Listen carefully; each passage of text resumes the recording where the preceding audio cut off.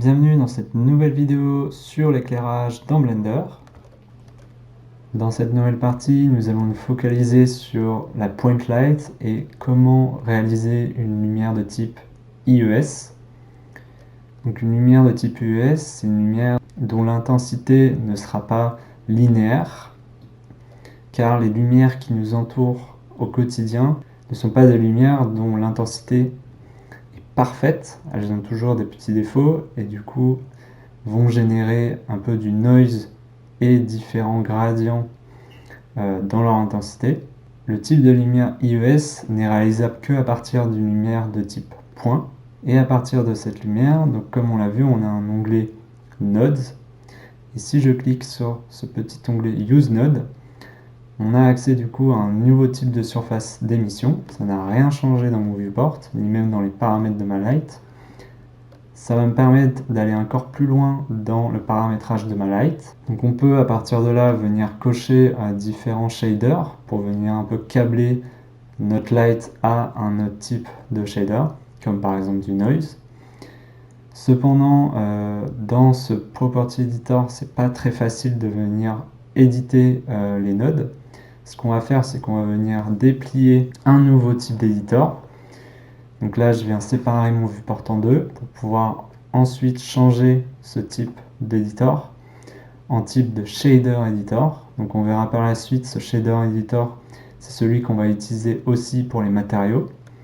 Et là, on rentre dans un système nodal où on va avoir un input et un output.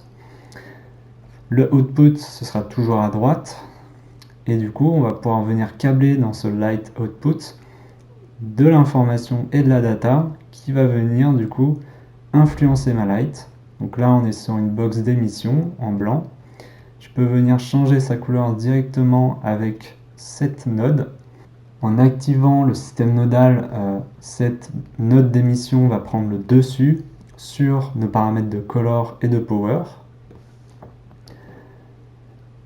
Donc je vais pouvoir venir du coup changer un peu l'intensité de cette light directement avec le strength. Mais je peux aussi venir éditer le power. Donc il va faire un calcul entre le power et le strength de ma note d'émission. On va maintenant tout de suite déterminer qu'est-ce qu'une IES et comment l'appliquer avec ce système nodal. Donc un IES, c'est un type de propagation de la puissance à partir de profils qu'on peut retrouver du coup sur les lumières du commerce. Donc on peut voir qu'on va avoir plusieurs réfractions de la lumière à partir des lights. Donc ça reproduit ce qui peut se passer avec certains types d'ampoules, ce qui est beaucoup plus proche de la réalité qu'un dégradé qui va faire du noir au blanc sans avoir de variation. Et ces lumières IES en fait sont générées par des profils IES, donc des fichiers qui s'appellent .IES, qu'on va venir câbler dans notre système nodal de Blender. Donc ici, je vais pouvoir venir faire un Shift A, comme si je voulais créer un objet dans mon viewport. Là, j'ai tous les inputs et outputs nodal que je peux trouver dans cet éditeur nodal. Je vais venir chercher directement et taper IES. J'ai accès du coup à un IES texture, une nouvelle node. Donc je peux appuyer dans mon viewport, il va venir la placer. Et à partir de là, je vais pouvoir venir en mode external, donc venir chercher un fichier IES dans une librairie sur mon PC et venir du coup cliquer sur cette icône, venir du coup dans un dossier où j'ai des fichiers IES. Donc moi je l'ai mis dans Light. Ici j'ai téléchargé une librairie de IES qu'on peut retrouver sur internet.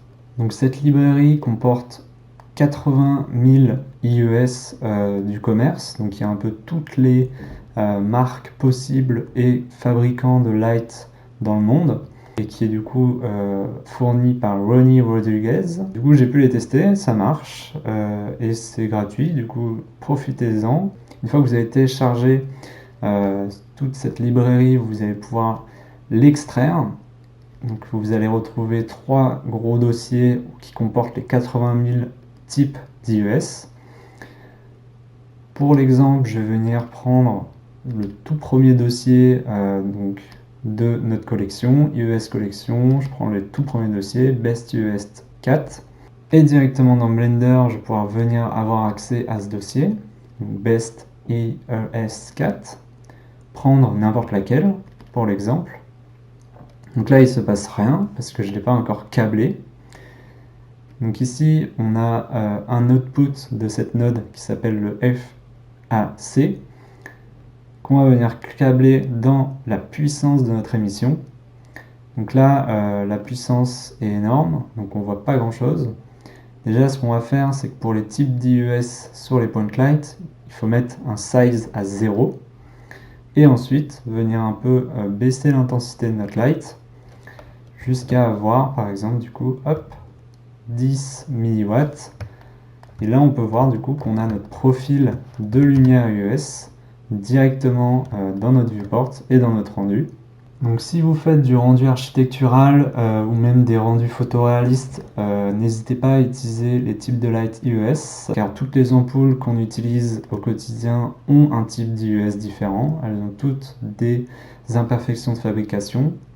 Donc le mesh physique, c'est-à-dire notre ampoule dans la vraie vie, va venir impacter la diffusion de notre lumière, comme ce qu'on peut voir ici avec différents types de dégradés sur l'intensité et la propagation de notre lumière.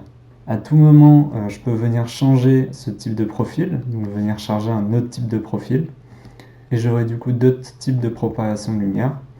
Généralement, quand vous téléchargez des packs d'IES, vous avez toujours ces petits exemples mis à disposition qui vous permet de venir choisir du coup le nombre correspondant à la lumière. Du coup, par exemple, le 1, on peut voir que ça fait un peu une cascade. Et si je viens charger la numéro 1, je vais avoir le même résultat.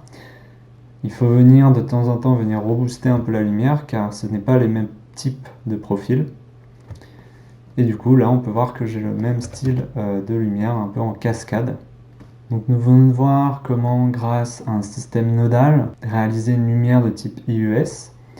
Je peux venir à tout moment venir supprimer cette connexion nodale entre ma lumière et cette connexion de node en venant décocher dans du coup le editor, shader editor, en venant décocher le use node, je repasse sur une light de type basique qui ne prend plus en compte toutes ces nodes. Donc voilà un peu les 5 types de light au final qu'on peut créer. Point light classique ou alors point light avec un système IES, un sunlight, un spotlight ou une area, ce qui correspond du coup dans Cinema 4D à l'omnidirectionnel, au spotlight, infini pour le sunlight, surfacique pour l'area light, et enfin le style IES qui va me permettre, comme dans Cinema 4D, de charger un profil de light à exploiter pour la diffusion de ma lumière. Donc après cette introduction et ce récapitulatif des différents types de light à notre disposition dans Blender, nous allons voir dans une prochaine vidéo comment déplacer nos lights autour de nos sujets grâce au système GRS, mais aussi à des options avancées.